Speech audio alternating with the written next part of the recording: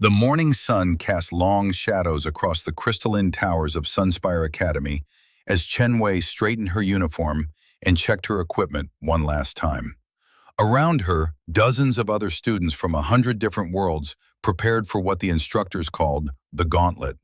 It was the Academy's most feared examination, a test that had broken the spirits of countless cadets over the centuries. Chen had heard the stories. She knew that some species refused to even attempt it anymore, citing it as unnecessarily cruel or impossibly difficult. Beside her, her roommate Kai adjusted the straps on his pack, his dark eyes scanning the crowd of assembled students. They were the only two humans in their year, selected from Earth's billions to represent their species at the galaxy's most prestigious military academy. The weight of that responsibility never left Chen's mind, especially not today. "You ready for this?" Kai asked, his voice steady despite the tension that rippled through the assembly yard. Chen nodded, though her stomach twisted with nervous energy. As ready as anyone can be for something they won't explain. That was the nature of the Gauntlet. No one knew what challenges awaited inside the massive dome that dominated the Academy's eastern quadrant. The structure loomed before them now, its surface a swirling mixture of metals that seemed to shift and change in the light. Students who had attempted it before were forbidden from sharing details. All Chen knew was that the test would push them to their absolute limits, and that failure meant expulsion from Sunspire. Instructor Vexala approached the formation, her 6 legs carrying her massive form with surprising grace. The Krethar were known throughout the galaxy as master strategists, and Vexala was considered one of the finest military minds of her generation. Her compound eyes swept across the assembled students, and Chen felt the weight of that alien gaze when it settled on her. "Cadets!" Vexala's voice boomed across the yard, translated instantly by the neural implants every student received upon arrival. "Today you face the Gauntlet. This trial has been administered at Sunspire for 3,000 cycles. It is designed to test every skill you have learned, every instinct you possess, and every limit you think you have. Many of you will fail. Some of you will quit. A few of you may surprise yourselves." Chen caught movement in her peripheral vision. Torval, a massive Bruun whose species had perfected warfare long before humans discovered fire, was stretching his forearms in preparation. His kind never failed the Gauntlet. They were born warriors, bred for combat across generations. Near him stood Sillin, a graceful Nex whose people could process information at speeds that made human thought seem glacial. The competition was fierce, the odds intimidating. "The rules are simple," Vexala continued. "Enter the dome, complete the challenges, exit alive. You will face trials of combat, intelligence, endurance, and adaptation. You may work alone or form teams, but remember that only individual performance is graded. The trial begins when you enter. It ends when you emerge or when we extract you. Good luck, cadets. You will need it." With those ominous words, the massive doors of the dome began to open. Chen felt Kai's hand briefly touch her shoulder, a moment of human connection before they stepped into the unknown. Together they moved forward with the crowd of students, each one eager and terrified in equal measure. The interior of the dome was nothing like Chen had imagined. Instead of a single massive space, they entered what appeared to be a dense jungle environment. The air was thick and humid, filled with the sounds of creatures she couldn't identify. The light filtered through a canopy of alien vegetation, casting everything in shades of green and purple. Behind them, the entrance sealed shut with a finality that made Chen's heart race. "Well," Kai said, surveying their surroundings, "this is already worse than I expected." Before Chen could respond, a holographic display materialized before each student. Chen's screen showed a map of the dome's interior, divided into different zones, each marked with a symbol she didn't recognize. Text scrolled across the bottom in the common galactic language. "Navigate to your first trial zone. Time begins now." Immediately, the other students scattered.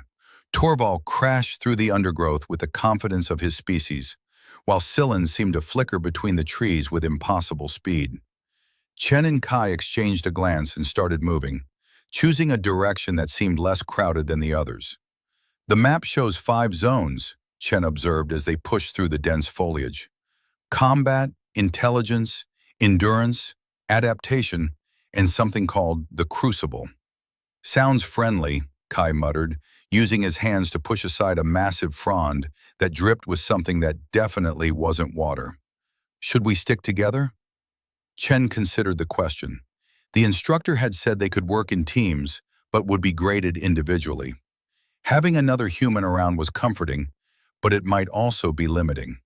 Still, they had trained together for months. They knew each other's strengths and weaknesses. Let's stay together until we see what we're dealing with, she decided. Then we can reassess. They moved through the jungle for what felt like hours, but was probably only 20 minutes. Time was strange in the dome, Chen realized. The light never changed, the sounds remained constant, and there were no environmental cues to mark the passage of moments. It was disorienting by design, she suspected. Another layer of difficulty added to an already impossible test. The first trial zone appeared suddenly, a clearing in the jungle where the vegetation had been replaced by a grid of metal platforms suspended over a pit that seemed to drop into darkness. Other students were already engaged with the challenge, leaping between platforms that moved and shifted unpredictably. Chen watched as a Velkin student, whose species was known for their incredible reflexes, miscalculated a jump and fell. Harnesses caught them before they disappeared into the pit, and mechanical arms extracted them from the trial. Endurance zone, Kai identified, reading from his display. Cross the pit using the platforms. Each platform has a weight limit and a time limit. Plan your route carefully. Chen studied the pattern of movement. The platforms seemed random at first, but as she watched, she began to notice a rhythm. They moved in cycles, creating windows of opportunity where multiple platforms aligned to form a path. The key was timing, not just speed. Watch the 3rd platform from the left, she told Kai. It lines up with the 7th platform on the right every 40 seconds. If we time our jump right, we can skip the middle section entirely. Kai's eyes widened as he tracked the movement. You're right. How did you see that? Chen shrugged. Pattern recognition. My grandmother used to do these puzzles where you had to predict the next shape in a sequence. I got good at it. They waited for the right moment, and then Chen launched herself onto the first platform. It wobbled under her weight but held. She counted in her head, measuring the timing she had observed. When the moment came, she leaped across 3 platforms in rapid succession, using the alignment she had spotted. Behind her, Kai followed, trusting her judgment completely. The other students noticed their strategy, and several tried to copy it, but without understanding the full pattern, they miscalculated and fell. Chen felt a pang of guilt but pushed it aside. This was a test, not a cooperation exercise. She had to focus on her own success. They reached the other side of the pit, breathing hard, but successful. Chen's legs ached from the explosive jumps, and sweat soaked her uniform despite the climate-control technology woven into the fabric. Kai looked equally exhausted, but there was satisfaction in his eyes. 1 down, he panted. 4 to go. The next zone was marked on their maps as the intelligence trial. As they approached, Chen felt a flutter of concern. The galaxy was full of species whose cognitive abilities far exceeded humanity's. Scylin's people could calculate complex mathematical equations in seconds. The Krethar-like instructor Vexala could process multiple streams of information simultaneously. What chance did a human have in a test of pure intelligence? The intelligence zone turned out to be a massive room filled with holographic puzzles. 3-dimensional shapes rotated in the air, complex equations scrolled across translucent screens, and abstract patterns shifted and changed according to rules that weren't immediately obvious. Students stood at individual stations, manipulating the holograms with hand gestures and neural commands. Chen approached an empty station, and the puzzle activated. A series of alien symbols appeared, along with a prompt that read, "Decode the message." She stared at the symbols, her mind racing. They weren't part of any language she had studied, and the academy had made them learn dozens. There was no obvious pattern, no clear structure. How was she supposed to decode something completely random? Beside her, Kai was working on his own puzzle, his brow furrowed in concentration. Across the room, Sillin had already completed her challenge and was moving on to the next zone. Chen felt frustration building. Maybe humans really weren't cut out for this kind of test. Then she stopped and took a breath. She was thinking about this wrong. The galaxy's smartest species were built for logic and calculation. Their minds worked like computers, processing data at incredible speeds. But humans had something different. Humans had intuition, creativity, and the ability to think laterally. Chen looked at the symbols again, but this time she didn't try to decode them logically. Instead, she let her mind wander, making associations and connections that weren't strictly rational. One symbol reminded her of a bird, another looked like waves, a third resembled a tree branch. She started to see not a code, but a story. On a hunch, she began rearranging the symbols, not according to mathematical patterns, but according to narrative flow. Bird takes flight from tree, flies over waves, sees storm clouds, finds shelter, returns home. As soon as she arranged them in that sequence, the puzzle chimed and dissolved. "Solution accepted," the display announced. "Proceed to next challenge." Kai finished his puzzle moments later, using what looked like a similar approach. They grinned at each other, a moment of shared triumph. Humans might not be the fastest thinkers or the most logical, but they could find solutions that other species would never consider. That was their edge. The combat zone loomed ahead, and Chen felt her earlier nervousness return. This was where species like the Bru'un excelled. Torval and his kind were bred for warfare. Their bodies were living weapons, their reflexes honed over evolutionary timescales. What could a human possibly do against that? The combat zone was an arena, and as Chen and Kai entered, they saw other students engaged in one-on-one matches against holographic opponents. The holograms were programmed to adapt to each fighter, learning and countering their techniques. Chen watched as Torval dominated his opponent with pure aggression and power, ending the match in seconds. When it was Chen's turn, a holographic opponent materialized before her. It was humanoid, but larger, its movements smooth and predatory. The match began without warning, and the hologram attacked with lightning speed. Chen barely dodged, feeling the displacement of air as a strike passed inches from her face. She was outmatched in every physical category. The hologram was stronger, faster, and apparently programmed with centuries of combat data. Direct confrontation would end quickly and badly. So Chen did what humans had done for thousands of years when faced with superior opponents. She adapted. Instead of trying to match the hologram's strength, she used its momentum against it. When it lunged, she sidestepped and guided its strike past her, making it overextend. When it swung, she ducked and moved to angles where its power couldn't reach her. She made herself unpredictable, mixing feints with real attacks, never establishing a pattern it could learn. The hologram adapted, of course. It began to anticipate her evasions, to counter her counters. But Chen adapted faster. She incorporated things she had learned from every human martial art her species had ever developed, mixing styles and techniques in ways that created something entirely new. She used dirty tricks, environmental advantages, psychological warfare, and sheer, stubborn refusal to go down. The match lasted 3 times longer than Torval's, and when it finally ended with Chen's victory, she was covered in bruises and barely standing. But she had won, and she saw respect in the eyes of other students who had stopped to watch. Kai's match was equally brutal, but he emerged victorious using similar tactics: adaptation, creativity, and the refusal to accept that bigger and stronger always meant better. These were human advantages, and they were proving themselves in ways the other species hadn't expected. Two zones remained: adaptation and the crucible. Chen and Kai moved forward, exhausted but determined. They had come too far to quit now.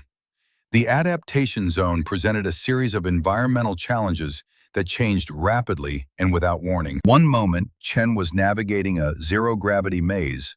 The next, she was in crushing gravity that made every movement agony. The environment shifted from extreme heat to bitter cold, from blinding light to total darkness, from thin air to water-filled chambers. Other students struggled as their specialized evolutionary adaptations became liabilities. Species evolved for specific environments found themselves helpless when those conditions changed. But humans were generalists. Earth had forced humanity to adapt to deserts and tundras, mountains and oceans, forests and plains. No single environment was ideal for humans, but they could survive in almost all of them. Chen and Kai pushed through challenge after challenge, using the adaptability that was humanity's birthright. When gravity increased, they crawled. When it disappeared, they used what little mass they had to propel themselves. In the heat, they rationed their water and moved slowly. In the cold, they kept moving to generate warmth. They adapted, survived, and progressed. Finally, exhausted beyond anything they had ever experienced, they reached the crucible. This was the final challenge, the test that brought everything together.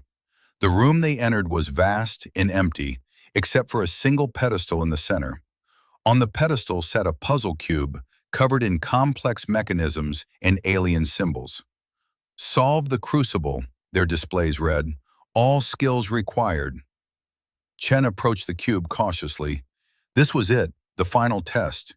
She could feel the weight of everyone who had failed before her, the expectations of her species, and the exhaustion in every cell of her body. But she was human, and humans didn't quit. She reached for the cube and the real trial began. The crucible was unlike anything Chen had encountered. As soon as her fingers touched the cube, the room transformed. Walls appeared and disappeared. Gravity shifted. Holographic enemies attacked, and the cube itself began to disassemble and rearrange.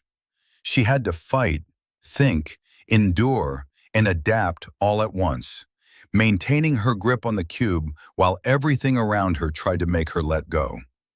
Kai was beside her somewhere. She could hear him grunting with effort, but she couldn't spare attention to look. All her focus was on the cube and staying alive. The mechanisms clicked and shifted under her fingers as she manipulated them, each solution revealing new problems, each problem requiring different skills. Time lost all meaning. Chen's body moved on autopilot through combat sequences while her mind worked on the puzzle. She dodged attacks while calculating patterns, endured pain while decoding symbols, adapted to changing conditions while never losing sight of the ultimate goal. It was everything they had trained for, everything the Academy had taught them, and everything humanity had learned in its long history of survival. And then, with a final satisfying click, the cube's last mechanism fell into place. The chaos stopped. The room returned to normal. Chen stood there, swaying with exhaustion, the completed cube in her hands. "Trial complete," her display announced. "Exit when ready." Kai finished moments later, and together they stumbled toward the exit that had appeared at the far end of the room. Other students emerged from their own versions of the crucible, some successful, many having been extracted earlier. Chen saw Torval, looking impressed despite himself. She saw Scyllin, whose expression of surprise was evident even on her alien features. They exited the dome into evening light. The trial had taken all day, though it had felt both longer and shorter than that. Instructor Vexala waited at the exit, her compound eyes studying each student as they emerged. When Chen and Kai appeared, Vexala's mandibles clicked in what might have been approval. "The humans survive," she observed. "Interesting. Chen was too tired to be offended by the surprise in the instructor's voice. She had survived the gauntlet. She had proven herself against the galaxy's best. That was enough. As they walked back to their quarters, Kai laughed suddenly. "Did you see their faces? None of them expected us to make it." Chen smiled despite her exhaustion. "They'll learn. Humanity always surprises people." "Yeah," Kai agreed. "That's kind of our thing." The stars above Sunspire Academy burned bright in the alien sky, and Chen felt a surge of pride. Earth was out there somewhere, billions of miles away, but the planet's spirit was here with her. In her refusal to quit, in her ability to adapt, in her creativity and stubbornness, and sheer human determination. These were the things that would carry humanity to the stars. The trial had been brutal, but they had passed. Not because humans were the strongest or the fastest or the smartest, but because they were adaptable, creative, and too stubborn to know when they were beaten. That was the human advantage, and the galaxy was just beginning to understand it. Chen reached their quarters and collapsed onto her bed without bothering to remove her uniform. Kai did the same, and for a long moment they just lay there, breathing and existing in the profound satisfaction of having survived. "Tomorrow's going to hurt," Kai observed. "Everything hurts right now," Chen replied. "Worth it, though." "Definitely worth it." Sleep claimed them quickly, but even in dreams, Chen was still solving puzzles, still fighting, still adapting. Because that's what humans did. They faced impossible challenges and found ways to overcome them.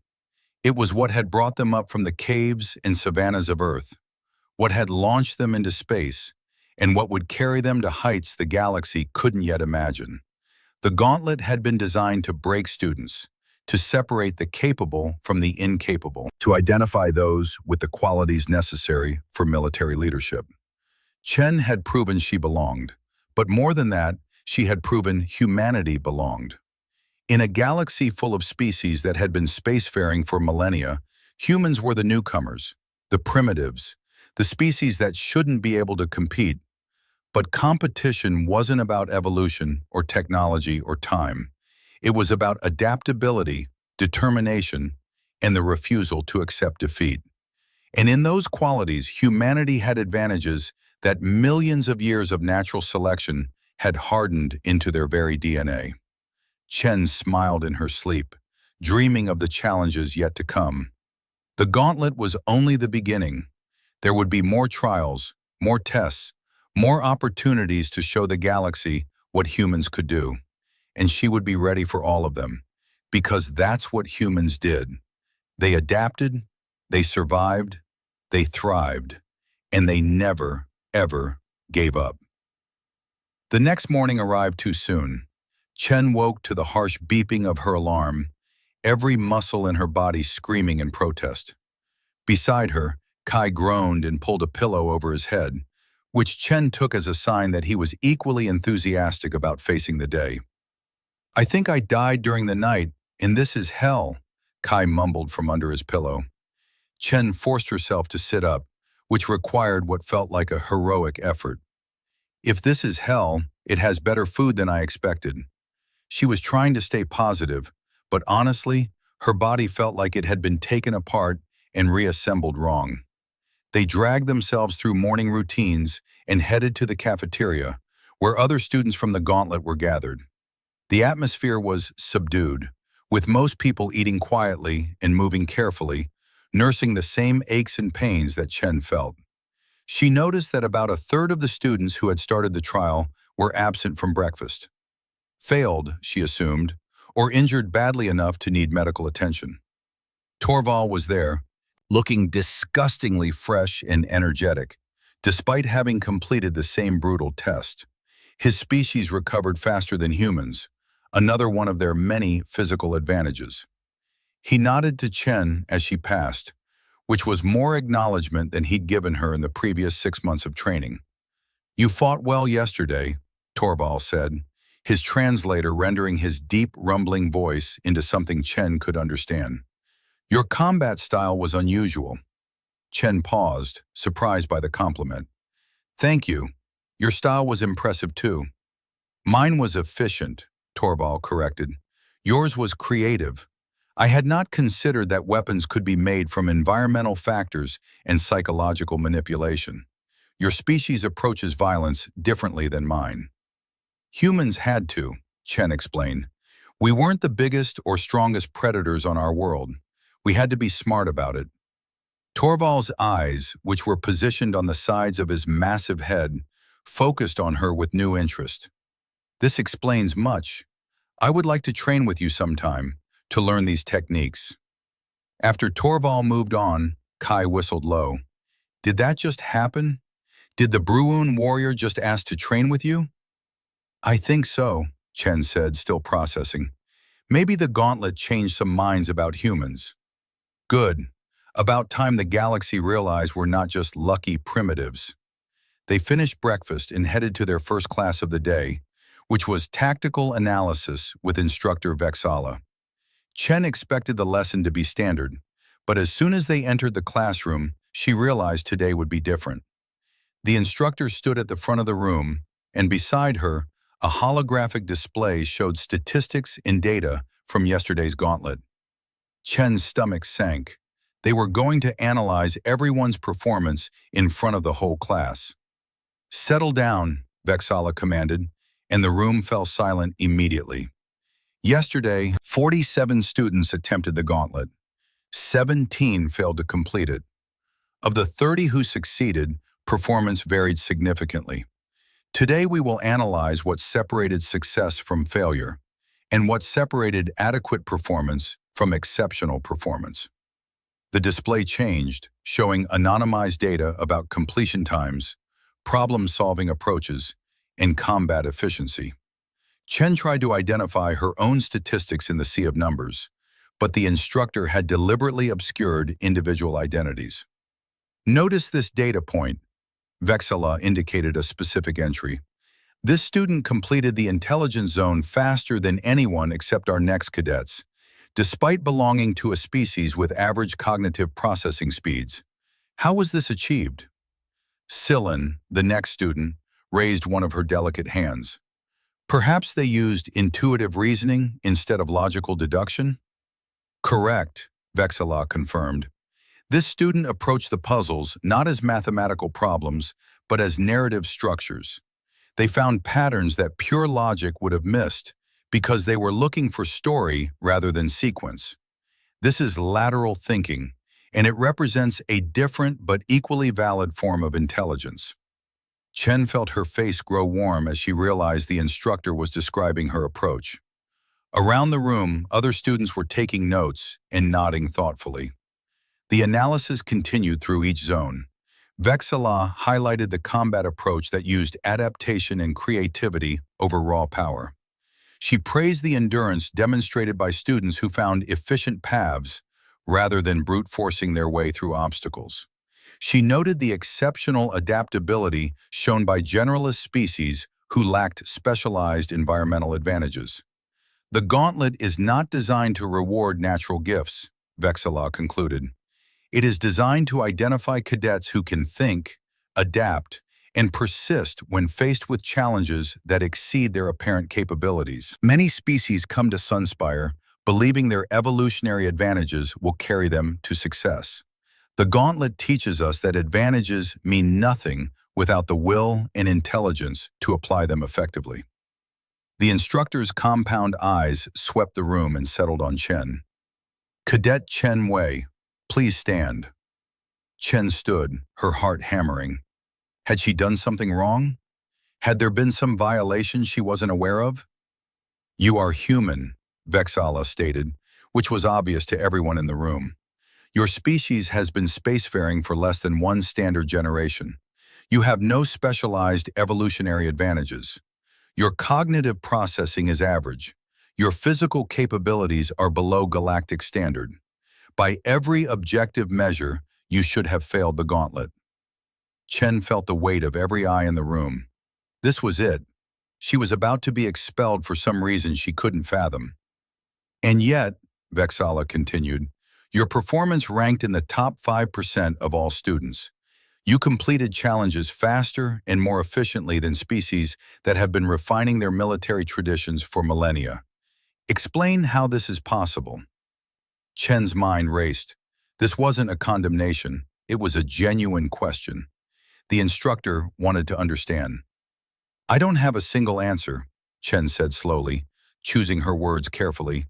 But I think it's because humans aren't optimized for anything specific. We're generalists. We evolved on a world that had every kind of environment, every kind of challenge. We had to be adaptable because we couldn't rely on natural advantages. That meant we learned to think our way around problems instead of through them.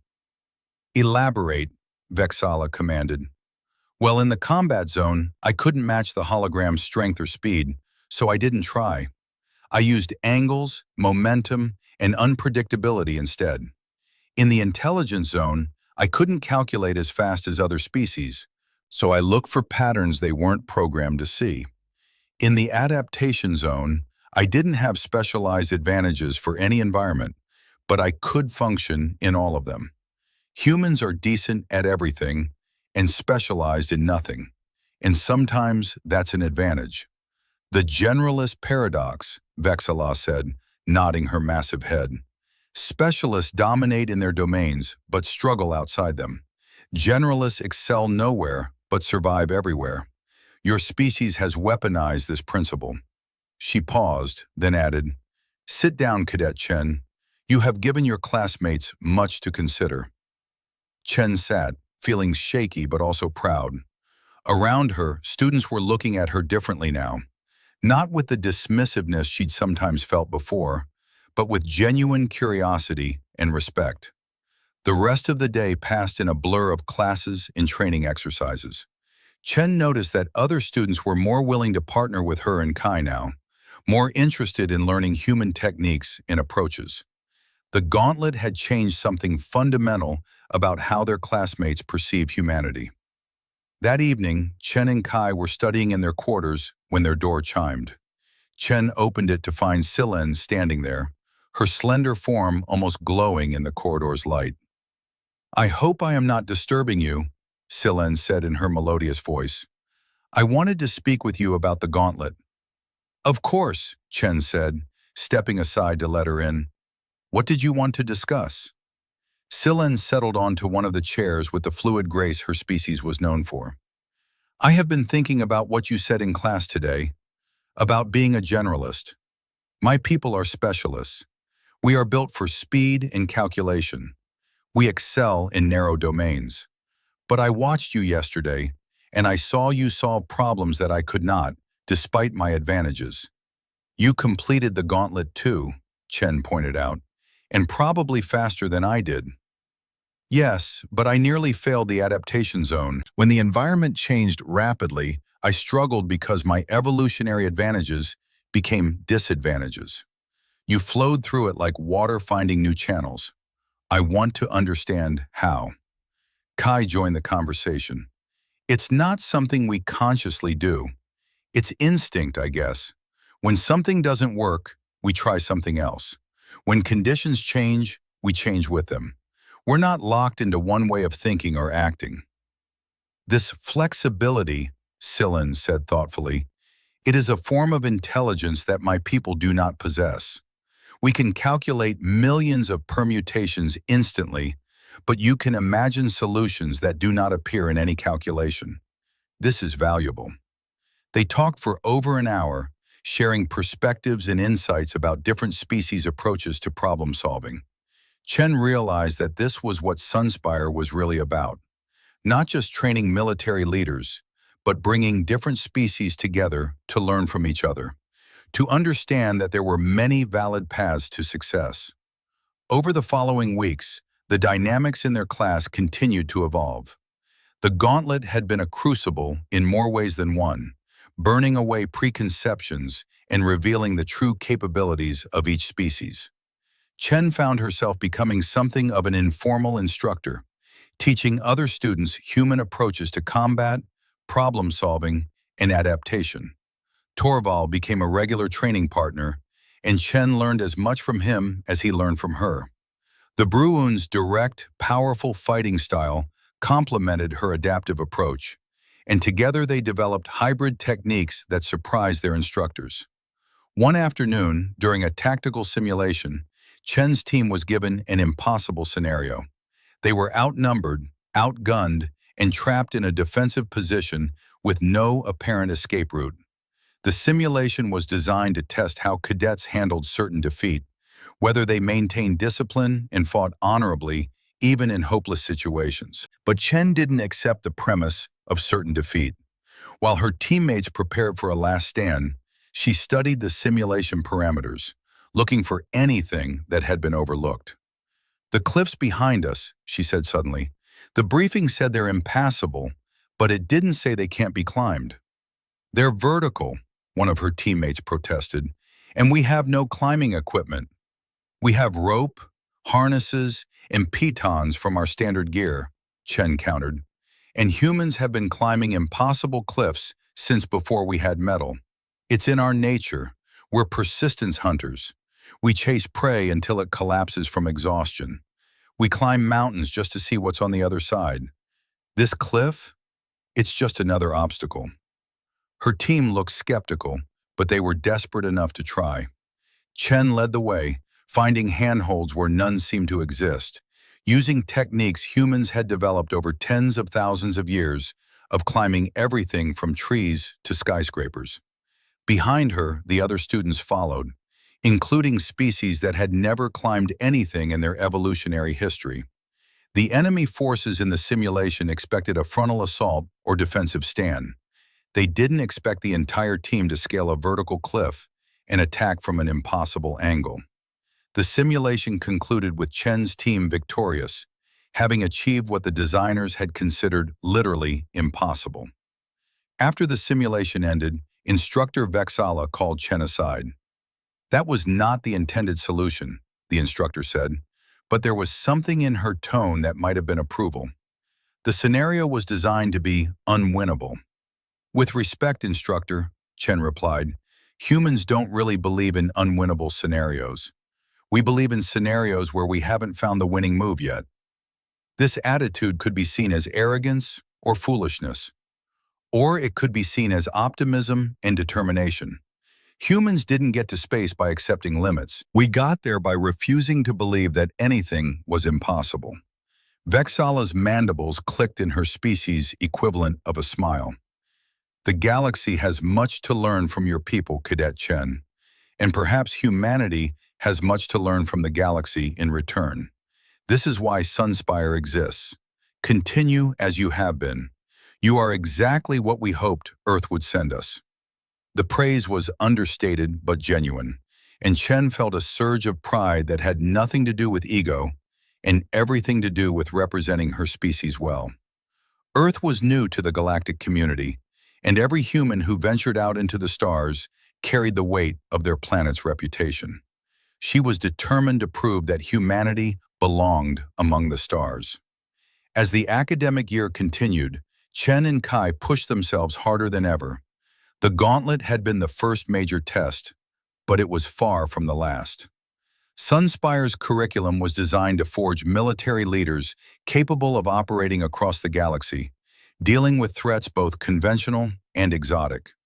They studied xenobiology to understand the capabilities and limitations of different species. They learned galactic history, which was vast and complex, stretching back millennia before humans had even developed writing. They trained in zero-gravity combat, learned to pilot ships designed for alien physiologies, and practiced diplomacy with species whose psychology was fundamentally different from human. Through it all, Chen carried the lessons of the gauntlet with her. When faced with challenges that seemed impossible, she remembered that humans specialized in making the impossible possible. When confronted with opponents who were faster, stronger, or smarter, she remembered that creativity and adaptation could overcome raw advantage. When exhausted beyond endurance, she remembered that humans were persistence hunters, and persistence was literally in their DNA. She also learned humility. For all of humanity's strengths, the other species had their own advantages, and many of them were formidable. The key was not to prove that humans were superior, but to prove that humans were valuable, that they brought unique capabilities to the galactic community. One evening, Chen stood on one of Sunspire's observation decks, looking out at the alien stars. Kai joined her, and they stood in comfortable silence for a while. "Do you ever wonder if we're actually making a difference?" Kai asked. "I mean, the galaxy's been doing fine without humans for millions of years. What do we really bring to the table?" Chen considered the question carefully. "I think we bring perspective. Most species out here evolved on a single world with relatively stable conditions. They're optimized for their environment. But Earth? Earth was chaos. Ice ages and heat waves, mountains and oceans, predators and prey. Humans had to be flexible because our world never let us specialize. That flexibility, that ability to thrive in chaos and uncertainty, that's what we bring. You think that's enough? I think it's more than enough. The galaxy is big and dangerous and full of unknowns. Species that are too specialized, too rigid in their thinking, they're going to struggle with whatever comes next. But humans? We're ready for anything because we've never had the luxury of being ready for just one thing." Kai nodded slowly. "When you put it that way, I guess the gauntlet makes more sense. It wasn't testing whether we could fight or think or endure. It was testing whether we could do all of those things at once, whether we could adapt when the rules kept changing. And we proved we could," Chen said. "Now we just have to keep proving it every day until the galaxy accepts that humanity isn't just lucky or stubborn. We're here because we earned it." They stood there watching the stars, two humans among thousands of alien cadets, representing a species that had only just begun to explore the cosmos. But Chen didn't feel small or insignificant. She felt like she was part of something enormous, something that would reshape the galaxy's understanding of what was possible. Because that's what humans did. They showed up where they weren't expected, survived what shouldn't be survivable, and made the impossible look routine. They were generalists in a galaxy of specialists, and that made them more dangerous and more valuable than anyone had anticipated. The gauntlet had been the beginning, a trial by fire that tested every human skill. But it was only the beginning. There would be more trials, more tests, more opportunities to show the galaxy what humanity could achieve. And Chen was ready for all of them, because humans were always ready. They might not be the strongest or the fastest or the smartest, but they were adaptable, creative, and too stubborn to quit. In a galaxy that had been shaped by millions of years of evolutionary specialization, humanity's generalist approach was revolutionary. And revolutions, Chen knew from history, always started small. Two humans at an alien military academy might not seem like much, but it was enough. It was a beginning. And humans had always been very good at beginnings. It was what came after, the persistence and adaptation and refusal to give up, that was their real strength. The galaxy was about to learn that lesson, one challenge at a time. Chen smiled at the stars, at the future waiting out there among those distant lights. Humanity's journey was just beginning, and she had the profound privilege of being one of its pioneers. The gauntlet had tested her, but she had passed, and in doing so, she had proven that humans belonged among the stars. Not because they were the best at any one thing, but because they were good enough at everything. And in the vast, chaotic, unpredictable galaxy, being good enough at everything was the ultimate advantage. The weeks after the gauntlet transformed Chen's experience at Sunspire Academy, what had once felt like an uphill battle for recognition became something more collaborative. Her classmates from dozens of different worlds sought her out, asking questions about human problem-solving techniques, human resilience, and the peculiar way humans approached impossible situations with optimism rather than resignation. Torval proved to be an enthusiastic training partner, and their sparring sessions drew crowds of observers. The massive Bruun would attack with overwhelming force, and Chen would flow around his strikes like water, redirecting his power and striking from unexpected angles. They were learning from each other, combining the Bruun's devastating directness with human adaptability to create something neither species had developed alone. "Your people fight like nothing I have encountered," Torval admitted after one particularly intense session. Both of them were breathing hard, covered in the padding and impact-sensing equipment that prevented actual injury during training. "Every time I adapt to your strategy, you change it." "That's because I don't really have a strategy," Chen explained, pulling off her headgear. "I react to what you're doing. If you come in high, I go low. If you expect me on the left, I'm on the right. It's improvisation." Improvisation, Torval tested the word as if it was foreign to him. "My people train in set forms, proven techniques passed down through generations. You are saying humans simply make it up as they go?" "Not exactly," Chen said. "We learn the basics, the fundamentals. But then we're encouraged to experiment, to find our own style. Human martial arts aren't rigid systems. They're frameworks that each fighter interprets differently." "This explains why human tactics are so difficult to predict," Torval mused. "There is no standard response to study, no typical approach to counter. Every human fights differently." "It's not just fighting," Kai added, joining them. "Humans approach everything that way. We have guidelines and principles, but we're constantly modifying them based on circumstances. Two humans given the same problem will probably solve it in completely different ways." Torval's expression showed something that might have been respect or might have been concern. Chen couldn't quite tell on his alien features. "This makes your species both valuable and dangerous as allies." "We prefer valuable," Chen said with a grin. The next major evaluation came a month later in the form of a strategic command simulation. Each student was given command of a small fleet and tasked with accomplishing various objectives against opposing forces. The simulation was run by the Academy's most advanced AI, which could predict and counter tactics based on thousands of years of recorded military history.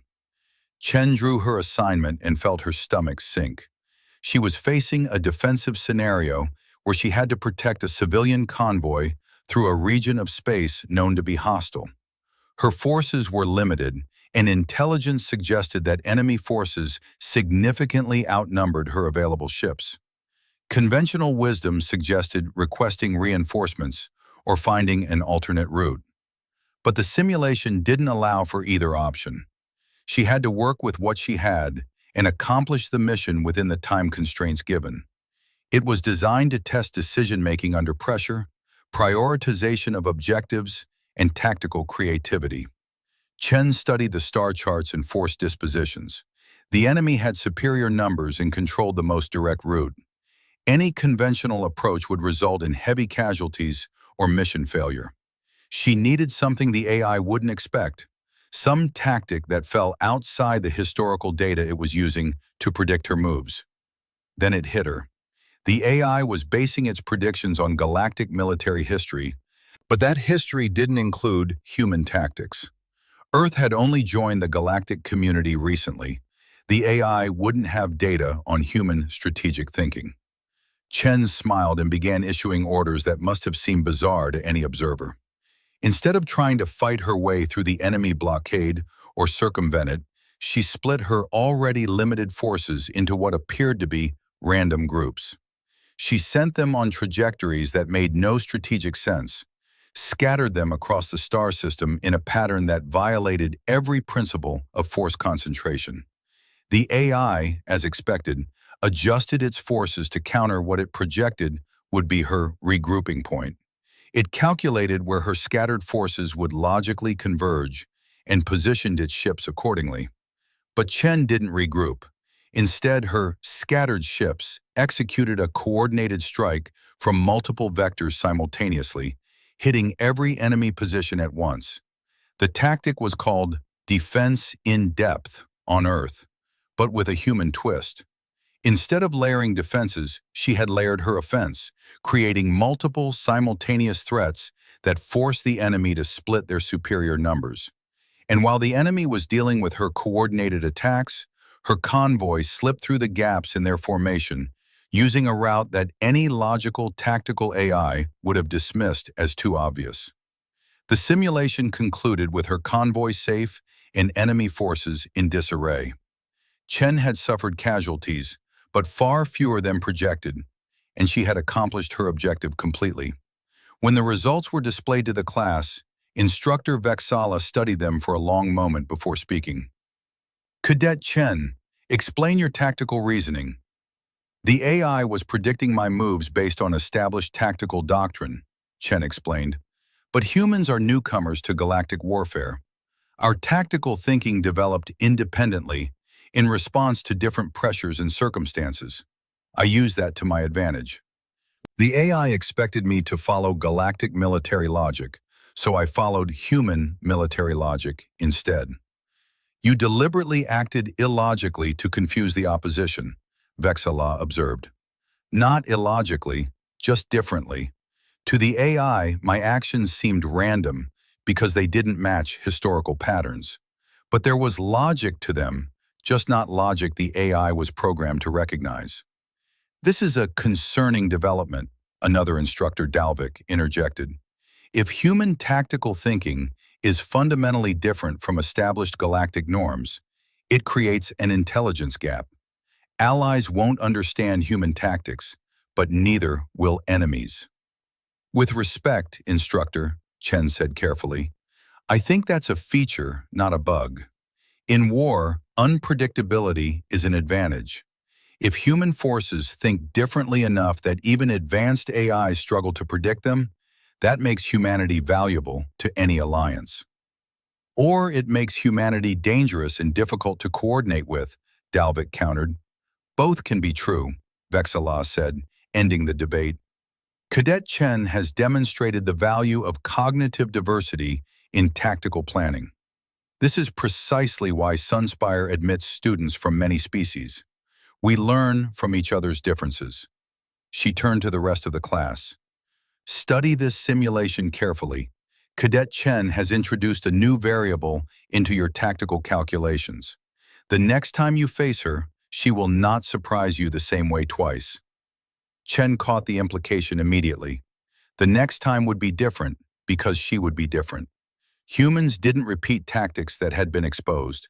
They evolved, adapted, and created new approaches. It was both their strength and their defining characteristic. As winter term progressed into spring by Sunspire's calendar, which was based on the Academy's homeworld rather than any system Chen found intuitive, the challenges continued to escalate.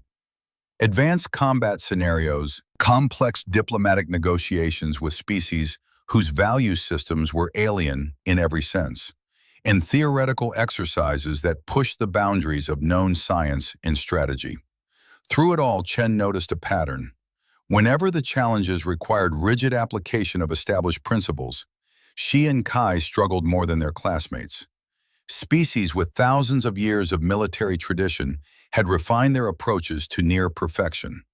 But whenever challenges required innovation, adaptation, or thinking outside established frameworks, the humans excelled.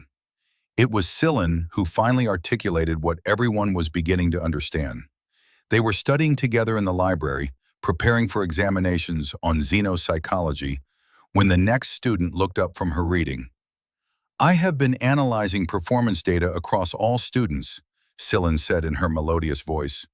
There is a correlation I find fascinating. The more novel a challenge is, the better humans perform relative to other species. Conversely, the more a challenge rewards established expertise, the more humans struggle. That makes sense, Kai said. We're new to galactic civilization. We don't have thousands of years of tradition to draw on. We have to figure things out fresh every time. But that is precisely my point, Scyllin continued. This should be a disadvantage. Lack of experience should lead to inferior performance. Yet in scenarios requiring innovation, your lack of tradition becomes an advantage. You are not constrained by historical approaches. You can imagine solutions that we cannot because we are too invested in the ways that have worked before. Chen considered this. You're saying that because we don't know how things are supposed to be done, we're free to do them differently? Exactly. My people have been spacefaring for 12,000 years. We have refined our methods to extraordinary efficiency, But that refinement also creates rigidity. When faced with something truly new, something that does not fit our historical experience, we struggle to adapt because adaptation means abandoning proven methods. Humans don't have that problem because we don't have proven methods yet, Kai finished. Everything is still experimental for us. Yes, and I believe this is why instructor Vexala and the other faculty are so interested in human students. You represent a form of innovation that established civilizations struggle to maintain. You are unrefined, but that lack of refinement is itself valuable. Chen wasn't sure whether to be flattered or insulted by being called unrefined, but she understood Silen's point. Humanity was young, chaotic, and still figuring things out. That immaturity was usually seen as a weakness, but in the right context, it could be a source of strength. The insight proved valuable during the spring term's major evaluation, which was focused on crisis management. Students were placed in command of space stations, colonies, or ships, and then subjected to cascading emergencies that required them to make rapid decisions with incomplete information. Chen's scenario involved a mining station that suffered a catastrophic systems failure. She had limited time to evacuate personnel, contain a radiation leak, prevent the station from falling into the planet below, and coordinate with rescue forces that were delayed by unrelated emergencies. Every decision had trade-offs, and there was no clear right answer to any of the problems she faced. She watched her classmates tackle their own scenarios and noticed that many of them followed established emergency protocols, working through checklists and procedures that their civilizations had developed over millennia of spacefaring. These protocols were effective and saved lives, but they were also rigid. When situations didn't fit neatly into established categories, students struggled to adapt. Chen took a different approach. Instead of trying to follow protocols she barely knew, she focused on first principles. What was the actual problem? What resources did she have? What was possible given the constraints? She made decisions that violated standard procedures, but made sense given the specific circumstances she faced. When radiation containment failed, instead of following the protocol of sealing sections, she vented atmosphere from the affected areas, using the explosive decompression to blast radioactive materials out into space, where they would disperse harmlessly. It was dangerous, it cost her time, and it wasn't in any manual, but it worked. When the station's orbit began to decay, instead of firing maneuvering thrusters in the standard patterns, she deliberately unbalanced the thrust to create a spin that bought her extra time. The spin made everything else harder, but it kept the station from falling long enough to complete the evacuation. By the end of the simulation, Chen had saved more lives than the scenario designers had calculated was possible. She had also violated approximately 30 standard safety protocols, ignored a dozen emergency procedures, and done things with station systems that the original engineers probably never imagined. Her performance review was complicated. "You broke every rule in the book," Instructor Vexala observed, her tone carefully neutral. "Yes, instructor," Chen acknowledged, "but the book was written for different situations with different constraints. My situation was unique, so I needed unique solutions. And if your improvised solutions had failed, then I would have tried something else. But following standard protocols was already failing. I had to try something different. You understand that in actual emergency situations, protocols exist for a reason. They are based on extensive experience and analysis." "I do understand that, instructor, and most of the time protocols are exactly what should be followed. But protocols are optimized for typical scenarios. When something truly unusual happens, something that falls outside normal parameters, protocols can become constraints rather than guides. Humans learn to recognize those situations and adapt accordingly." Vexala's mandibles clicked thoughtfully. "Your species is going to cause the galactic military establishment significant headaches." "I hope so, instructor," Chen said with a smile. "Because if we're just doing what everyone else does, then there's no point in us being here." To Chen's surprise, Vexala's expression shifted into what looked like approval. That is exactly the right answer, Cadet Chen. Complacency is the death of military effectiveness. Your species may be young and chaotic, but you are also a reminder that there are always new ways to approach old problems. Do not lose that edge as humanity matures. As the academic year drew to a close, Chen reflected on how much had changed since those first nervous days at Sunspire. She and Kai had proven themselves not by being the strongest or the smartest or the fastest, but by being adaptable, creative, and resilient. They had shown that humanity's lack of specialization was itself a form of specialization, that being good at everything meant being ready for anything. The other students no longer viewed humans as amusing primitives or lucky newcomers. They saw them as legitimate peers who brought unique and valuable capabilities to any team. More importantly, they had begun to understand that there was no single best way to approach military challenges, that different species, different perspectives, all had value. On the last day of term, Chen and Kai stood once again on the observation deck, looking out at the stars. They had both passed their first year at Sunspire, which was an accomplishment that many cadets, regardless of species, failed to achieve. "Do you think Earth knows what we're doing out here?" Kai asked. "Building bridges between humanity and the rest of the galaxy?" Chen replied. "Proving that we belong among the stars?" "Yeah, I think they know. Or at least they hope." "No pressure then," Chen laughed. "We're humans, Kai. Pressure is when we do our best work. It's when things are easy that we get complacent." "Speak for yourself. I could use a little complacency right about now." "You don't mean that," Kai sighed. "No, I guess I don't. As exhausting as this has been, it's also been incredible. We're learning from species that have been exploring space since our ancestors were hunting with stone tools. We're helping them see things they've missed. That's not something you get complacent about." "Next year is going to be harder," Chen warned. "The first year is designed to weed out cadets who don't belong. The second year is designed to forge the ones who remain into leaders." "Then we'd better be ready. Are we ever anything else?" They stood in comfortable silence, watching the alien stars.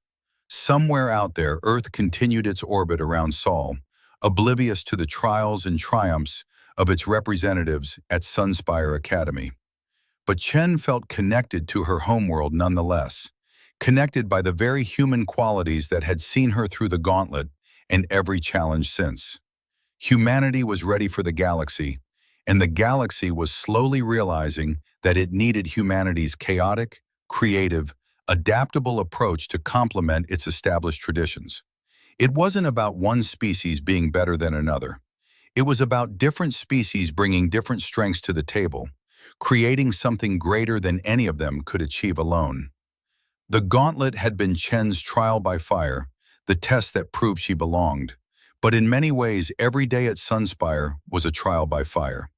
Every class, every simulation, every interaction with alien species was a test of humanity's ability to adapt, to learn, to thrive in environments they weren't evolved for. And so far, humanity was passing those tests. Not perfectly, not easily, but consistently and with a stubborn determination that was their species' defining trait. They would keep passing them, keep proving themselves, keep showing the galaxy what humans could do. Because that's what humans did. They faced trials by fire and came out stronger. They encountered the impossible and made it routine. They met species that had been starfaring for millennia and taught them new tricks. Chen smiled at the stars, at the future stretching out before her, vast and full of challenges she couldn't yet imagine. She was ready for all of them. Humanity was ready for all of them. The trial by fire was far from over. In many ways, it was just beginning. But Chen had learned something important over the past year. Humans weren't refined by fire. They were forged by it, made stronger and more resilient with every challenge they faced. The galaxy had tested them with the gauntlet, and they had passed. Now the real work began, proving day after day that humanity's place among the stars wasn't a fluke or a courtesy, but an earned right. Chen was ready to spend the rest of her career, and her species would spend the rest of its future doing exactly that.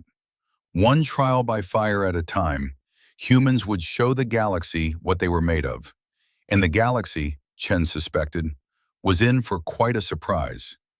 Because humanity had spent its entire existence facing trials by fire and coming out the other side ready for more. That was the human advantage. Not that they were fearless, but that they were too stubborn to let fear stop them. Not that they were unbreakable, but that they got back up every time they fell. Not that they always won, but that they never stopped trying.